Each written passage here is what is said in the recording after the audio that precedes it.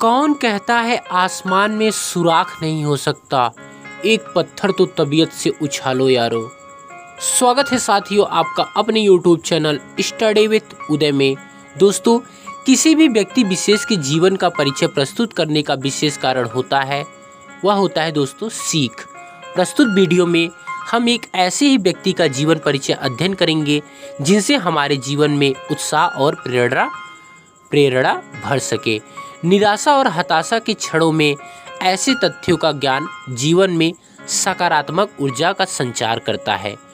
राष्ट्रीय स्तर की वॉलीबॉल खिलाड़ी अरुणिमा सिन्हा का जन्म सन 1988 में उत्तर प्रदेश में अंबेडकर नगर में हुआ। कर्मनिष्ठ अरुणिमा का रुझान आरंभ से ही खेल के प्रति था।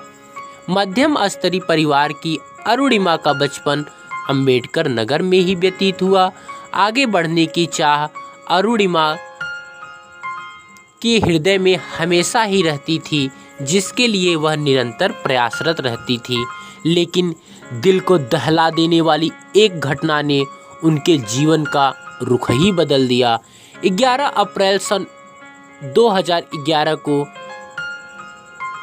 वह पद्मावती एक्सप्रेस से लखनऊ जा रही थी।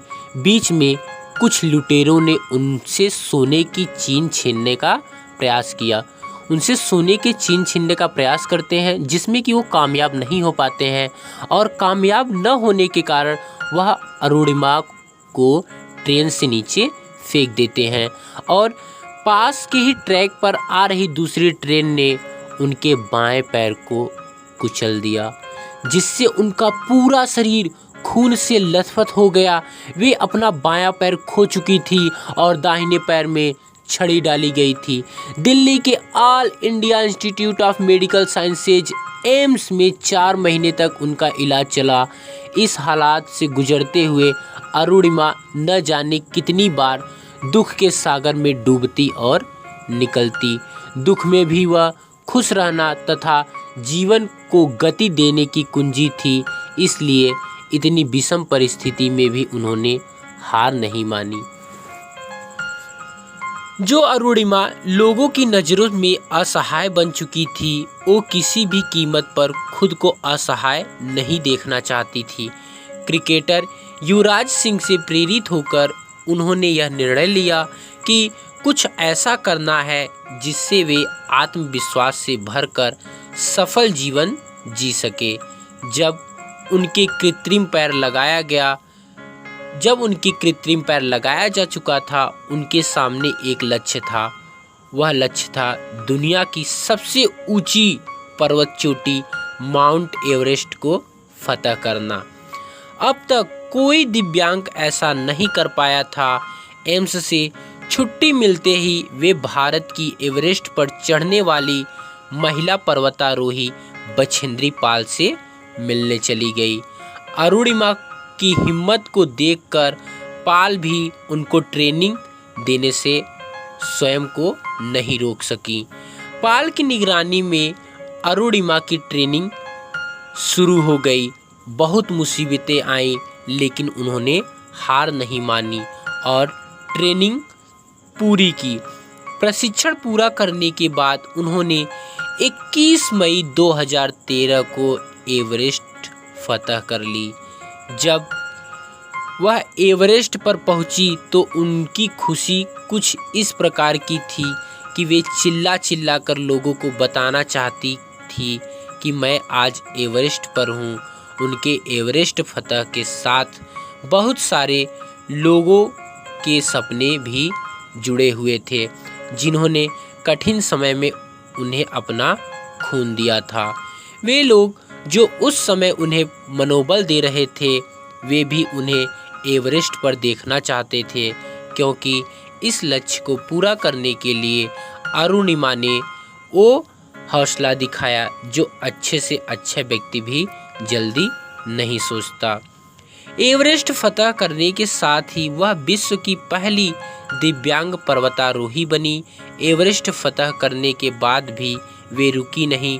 उन्होंने विश्व के 7 महाद्वीपों की सबसे ऊंची चोटियों को फतह करने का लक्ष्य रखा। जिनमें से अब तक कई चोटियों पर तिरंगा फहरा चुकी हैं। अपने इस प्रयास में वे निरंतर आगे बढ़ रही हैं। उत्तर प्रदेश के सुल्तानपुर जिले की भारत भारती संस्था ने उन्हें सुल्तानपुर अवार्ड से सम्मानित किया। वह सन 2012 में केंद्रीय औद्योगिक सुरक्षा बल CISF में हेड कांस्टेबल के पद पर कार्यरत हैं। वे अपने इन महान कार्यों के साथ साथ दिव्यांग बच्चों के लिए चंद्रशेखर आज़ाद दिव्यांग खेल अकादमी भी चलाती हैं। एक भयानक हादसे ने उनकी जिंदगी बदल दी। वे चाहती तो परिस्थितियों से हार मानकर बैठ जाती, किंतु असहाय बनकर जीने की कल्पना मात्र ने ही उन्हें हिला दिया। उनके हौसले और अथक प्रयासों ने उन्हें फिर से एक नई जिंदगी दे दी। इसलिए कहा जाता है, कौन कहता है आसमान में सुराख नहीं हो सकता, एक पत्थर तो तबीयत से उछालो यारो।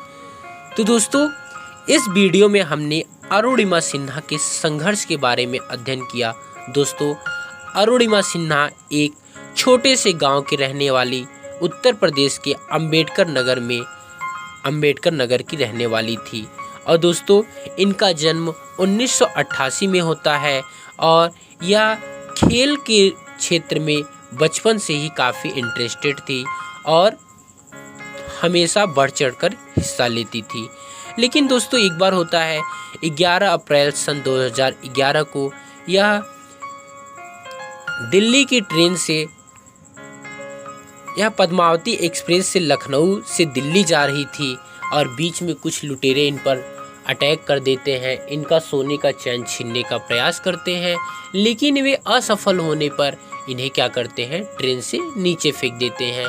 ट्रेन से नीचे फेंकने के बाद दूसरी पटरी पे आ रही ट्रेन इनके बाएं पैर को काट देती है और उस समय इनका पूरा शरीर खून से लथपथ हो चुका था और ये दिल्ली के एम्स हॉस्पिटल में भर्ती हो जाती हैं, जहां पे इनकी सहायता काफ़ी लोगों ने किया, क्योंकि इनके शरीर से बहुत ज़्यादा खून बह चुका था। यह लगातार मतलब कि हॉस्पिटल में रहते हुए भी अपनी हिम्मत को नहीं हारती और दुख में खुश रहने का पूरा तरीके से प्रयास करती थी। और दोस्तों, ये लोगों की नज़रों में असहाय बन चुकी थी। लोग इन्हें देखकर अजीब तरीके से बातें करते थे और जब उन्होंने यह सुना कि यह माउंट एवरेस्ट पर फतह करने वाली हैं, तो लोग इन पे हंसने लगे कि जो सही से चल नहीं पा रहा है वो माउंट एवरेस्ट पे क्या चढ़ेगा। दोस्तों, इसी हाल में जब यह क्या करती हैं, हॉस्पिटल से छुट्टी मिलता है तो ये बछेंद्री पाल से मिलती हैं। दोस्तों, हम बछेंद्री पाल के बारे में बता दें तो भारत की जो प्रथम महिला थी माउंट एवरेस्ट पे चढ़ने वाली, वो थी बछेंद्री पाल। दोस्तों, अरुणिमा सिन्हा की हिम्मत देखकर पाल भी अपने आप को रोक नहीं पाई और उन्होंने इनकी ट्रेनिंग को स्टार्ट कर दिया। और ट्रेनिंग स्टार्ट करने के बाद अरुणिमा सिन्हा ने 21 मई 2013 को एवरेस्ट पर फतह कर ली और चढ़ने के बाद इन्हें इतनी खुशी हुई कि चिल्ला कर वहाँ पे बोल रही थी कि आज मैं एवरेस्ट पर हूँ। दोस्तों, एवरेस्ट फतह करने के साथ यह विश्व की पहली दिव्यांग पर्वतारोही बनी। एवरेस्ट फतह करने के बाद ये रुकी नहीं, इन्होंने विश्व में 7 महाद्वीपों की जो सबसे ऊंची चोटियां हैं उस पर चढ़ने का लक्ष्य हासिल किया और यह इस समय जो है कांस्टेबल के पद पर कार्यरत हैं। तो दोस्तों, जब ऐसे लोग कभी हिम्मत नहीं हार सकते तो हम आप तो स्वस्थ हैं, हम क्यों हिम्मत हारे। हमें भी कठिन से कठिन परिश्रम करना चाहिए। दोस्तों, वीडियो कैसा लगा कमेंट बॉक्स में ज़रूर बताइएगा। कौन कहता है आसमान में सुराख नहीं हो सकता, एक पत्थर तो तबीयत से उछालो यारो।